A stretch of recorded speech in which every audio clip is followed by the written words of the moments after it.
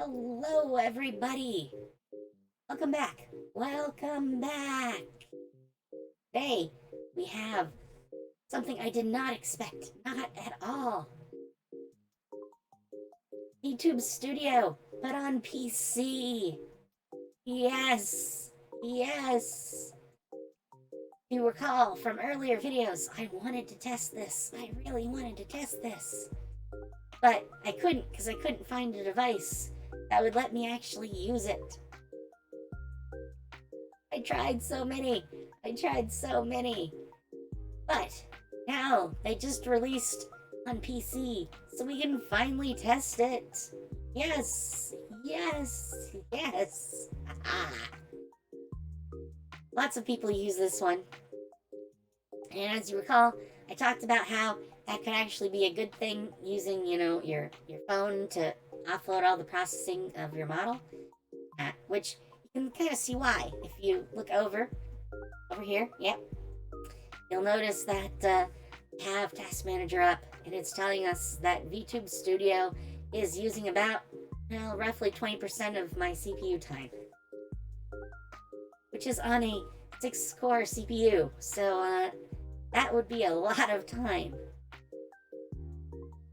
So, it's definitely not, free doing it on PC. But it's about on par with a lot of the other things we've tested.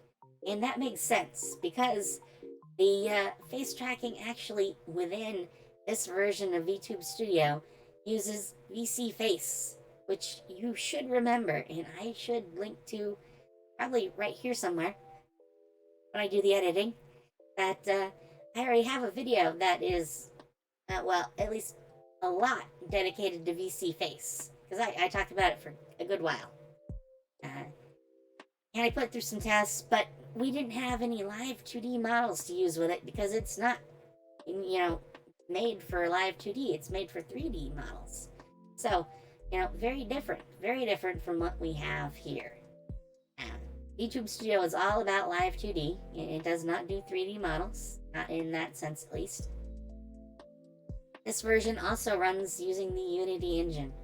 So we've talked about that before in some of the other ones that also do the Unity engine. And, that's pretty much to be expected. You get Unity engine, plus you get VC Face tracking, because they use the library from VC Face. So, we know how those things work already. Obviously, 20% is a good chunk. And, that is pretty much to be expected since we've seen our tests before. The lowest usage was about 10%, and the highest is about 25 to 26 usually, with the occasional spike to 30. So, we have examples of the face tracking already. We have those examples. This places it solidly in the mid-range. So, not horrible. In fact, it's slightly under the results I think I was getting with our last test. I don't know if I actually made a video of it. I think I meant to. I'm not sure if I did. But I was testing the DLC for an earlier program that we've already talked about, which was PRPR Live. And in that, the DLC uses a little bit tiny more than this, I think. I think it was running about 24%. At least that's what I recall. Could be wrong. And I think I meant to have that in a video, and then I never did the video. Things got a little sidetracked slightly. Life happens. But we should get into talking about this. So far, so good. The results are not bad. I turned off most of the other things that are running, or at least they're running in the background now. So there shouldn't be too much overhead, but there is a lot of memory usage because I have too many Google Chrome windows. I always do. I have so many. Oh, and I should mention, since it's using VC Face's engine for face tracking, that it actually does really well at tracking my eyes, even with my glasses on. Which is a great change. The one thing I just did not like about PRPR Live, you could never follow my eyes. You could never tell if I was blinking. And then Chrome decides to flare up for some reason, I don't know. Oh well. We'll deal with it. Anyways, it's now on Steam for free. I'm gonna pooch myself over a little because it's talking about a DLC. DLC is to get rid of this right here. Yep, that is the watermark that they talk about. You can remove the watermark by getting the DLC, which is like, I want to say $12. I actually have a window in front of the browser. I can't tell what it says, but I want to say it's like $12 or 14, one or the other. Still, not inexpensive, but not really super expensive either. And there's no commercial licensing unless you're a company. And I'm assuming that they mean a fairly major company. We're gonna scooch ourselves back over. Scooch back over. But yeah, they haven't talked specifically, at least in the discussions that I've seen, about how, they're not going to charge anyone any extra fees other than, if you want to get rid of the watermark. But as you can see, you can't actually see the watermark here. This is actually doing the game capture. I have tried the virtual camera, and I had some issues with getting the virtual camera to work. I don't even think... I'll turn it on, and yeah, this is what you see when I try to turn it on. I don't know why, but that is what I get. And yes, there's an error message there. It's just too small for me to actually see what it says. So I'm not quite sure what it actually says. I'll figure it out, though, and keep working on it and come up with an idea for maybe how to fix it. You never know. But let us go and center me a little more again. Oop, wrong window. Because you need to be able to see. Because there's going to be icons that pop up. Come on, icons. Here you go. This one is where you get to select the model. Now, obviously, I'm using Epsilon Free to keep this in line with all my other videos. You want to test, everything equal so that there's not any difference in our testing other than the programs themselves. So, I imported it in, which you just use the import your own model function, and that puts it up here. I don't get an icon for it because there's a certain file structure you need to have to actually do the icons. And this model is not made with those in mind. So, yeah, I'd probably have to import this back into Cubism and then use Cubism to export it with all the extras in the right structure. So, we're going to close this if it wants to close. Yes, there we go. Here you have a screenshot selfie settings thing. You can set transparent background for the selfies, because you can take the pictures right in here. You can change the background, and there's lots of backgrounds. I am using the color picker because, I'm not going to show you. I'm not going to show you right now, because that would mess up my recording. But there's an option in the color picker background, which is how you set transparency in the background. And then you can just set transparency in OBS, and it just works. That's why you see me, and you see the icons, and you see the watermark, and you don't see any of the background. It does a really nice job of that. It's not conductive to a nice picture for me, because when I see myself moving around, it's like pea green. So it doesn't look the best to me, but you don't see that in the OBS, and it doesn't happen in the recording. This is another function, so you can add in different types of things, like animated head pats.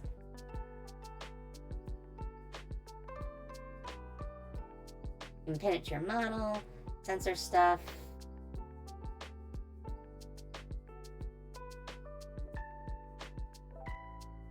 Okay, yeah, there we go. No.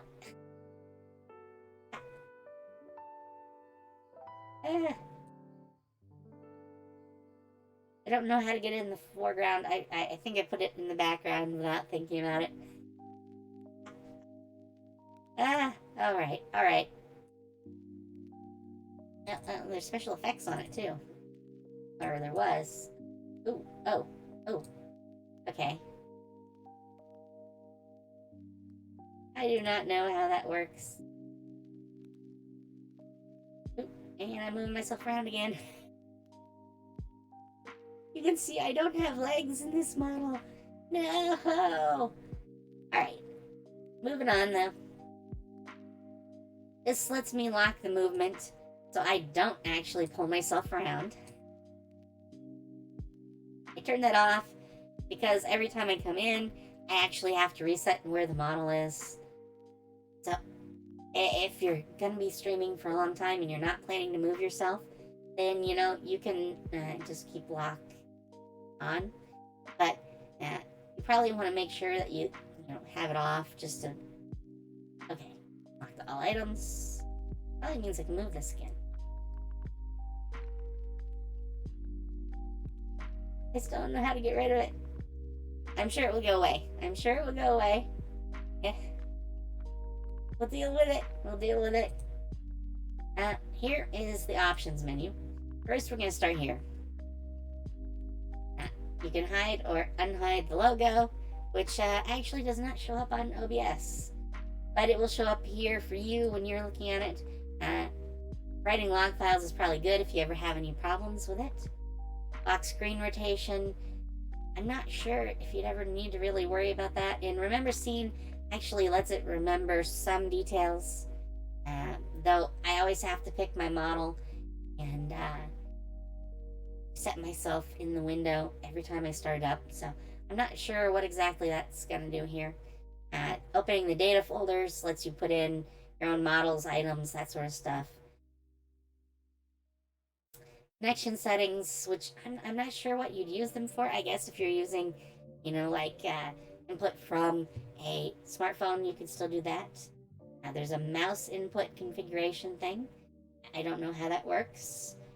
Microphone settings, I'm assuming this is for running audio through here. And, well, I'm assuming that's so you can do, like, non-face sort of voice tracking stuff to do the lip sync. But, I'm not sure, because it doesn't really tell you any details about what it is. Hopefully, I can figure that out eventually. Here you have some basic face tracking you can see. It puts points around where it thinks everything is. And you look really weird because it's just a bunch of points noting where parts of your face are. Obviously, you can see my camera settings here, and they specify that you should have a fairly large resolution for your camera. So I actually dropped it down from what I usually do, which is 720p. And I bumped it up to 1080p to bump the resolution, but that lowers my FPS. But I'm thinking 30 is okay for this, so it's all seemed to be working so far. It would be crazy if I actually had to have a 4K camera to get this to work the way you want. And it'll also tell you here if you've purchased the DLC. And you have to come in here in your option settings and actually turn on the camera every time too. Which is kind of annoying, but hey, it's about in line with most of the others, really. I mean, it would be nice if that button was moved to, like, the main menu and you can just, click it. That would have been much handier. I've set up anti-aliasing and it runs the application here at 60 frames per second. So, it looks really good, as you can probably see on OBS output. Yeah. And if it has not for me ever lost tracking, which is a real big thing from PRPR Live. But if it ever does, this tells it what to do: go back to default or stay at pose. And that just means, if I stopped right here and then I lost tracking, I'd stay like this until it picked up tracking again, and then I'd move again. Here is the stuff for installing webcam. I had to set the program and Steam to run as admin to get it to install the webcam software. And right now, activate virtual webcam is turned off. And this setting I turned on. I'm not sure why it is off again. And I'm not sure why you'd use NDI in here. That's usually to sync devices over a network. And I'm assuming if I look under more information that it would probably tell me. But you'd not be able to see it, so there's no point in me clicking it right now. I have not needed it, so it's just not going. Here is some stuff about the model. This is model-specific stuff like movement configuration. There's an auto setup, which is the iPhone webcam that you want to use here. If there was an icon or an idle animation, those should be in here. But that's part of that file structure I was talking about. Obviously, those are not part of this. So, I had to do the auto setup. I'm assuming more models, if this gets popular, people like it on PC. We'll probably get more models that have everything set up in the right format. Show that off. Physics settings, default strength for the physics. You'll probably turn that up a little bit. I do that sometimes in the others just to make me go bounce a little more. There's even wind strength if you wanted it, so that's a thing. You can adjust, like auto blinking, auto breathing. Breathing is a new setting. Most programs don't do auto breathing. The input ranges and output ranges. You can get really customizing in here. Eye opening, eye smile, all sorts of things. These are just the auto parameters that are set here. There are a lot. I'm going to be scared to look at this once I have my model. It's going to be a very long list, I have a feeling. This is to set up hotkeys. Using them, use screen button hotkeys and hotkeys to PC. And I'm thinking that would only be used if you were doing the smartphone bit again. I'm not sure why you'd use that otherwise. There is, and it's gonna place it over here, and you're not gonna be able to see it, and it's now messed up my window, so I can't see anything. That's always helpful. That's your info button. So we've pretty much covered them. You can go to full screen. I am not running it in full screen because there'd be very little reason for me to do that. I could, and it starts up in full screen, which I actually thought was a little bit weird. But, that's probably a holdover from actually running it on a smartphone, because it would always be full screen on a smartphone.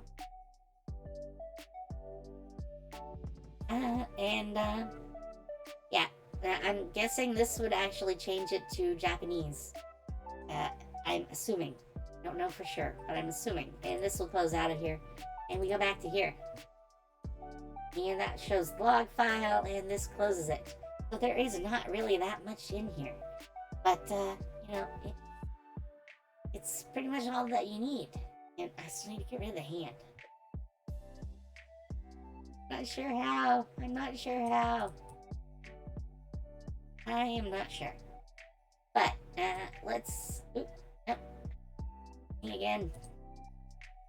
I think it's the double click that changes that.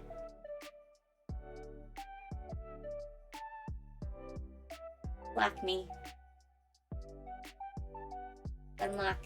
Because I'm positive it is unlocking those. We're just gonna move it over. And I'm gonna move this whole thing over. Whole thing over. Yeah. You can't see it anymore. But I think that's all. I think that's all we gotta talk about. So far, so good. I mean, you can see the face tracking here and what it looks like. Showed you all the options. You know, I am gonna run with this for a few days. I have only done one stream so far with it, and it did pretty well there. It was not a complex game though.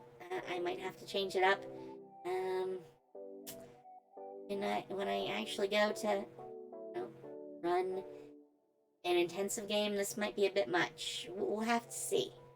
I'm going to completely redo my settings sometime soon, but it's out of the scope of this, and I'll talk about that more later in another video. So, for now, have fun, take care, and see you later. Bye!